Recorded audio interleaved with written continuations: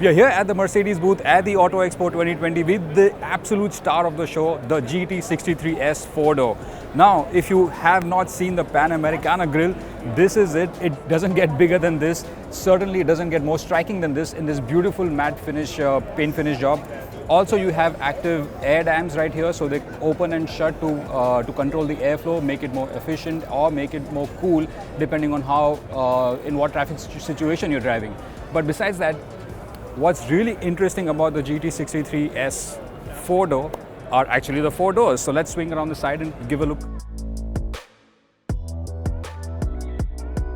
So the side profile is unlike any other, and this is, I think, the ultimate blend between an S-Class and an AMG performance car because, of course, as you can see, it has a nice long wheelbase for a nice plush ride because it, of course, rides on air suspension, and also it has rear axle steering, which means that the rear wheels actually move in the opposite direction as the front wheels at low speeds and in the same direction as the front wheels as you gain speed. So it gives you much better handling. It tightens up the turning radius as well when you're in the city as well. At the back, you also have a rear wing that can be controlled in various stages, again depending on your speed. And you cannot miss the quad exhaust. This is the full-fat V8 GT63S, which means that it generates 900 Newton meters of torque and 639 horsepower. That's a lot of specification, and this is as brutal as V8 engines get. But it's, of course, a GT63S, the flagship of the GT range. So let's check out the interiors because they are rather special. Now, the moment you step inside the cabin of the AMG GT63S, you can't help but draw similarities between the S-Class because the opulence, the quality, the materials, they just evoke a certain sort of sensuousness in you. And that also goes down to the 14-speaker, 640-watt Burmester sound system inside. And the unique bit about that is the front bass system, and what that means is that the subwoofers are actually bolted onto the chassis of the car itself, thereby eliminating any rattle or shake. Usually when you pump up the volume in most cars, you get a lot of rattle and shake from the windows, from the door panels. Nothing of that sort here. It's just pure powerful music.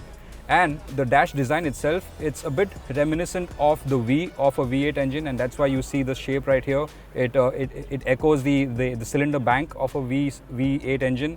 So you have 4 buttons on either side. They used to be physical buttons, but now they're just haptic switches and they're contextual. So they light up when you switch on the car.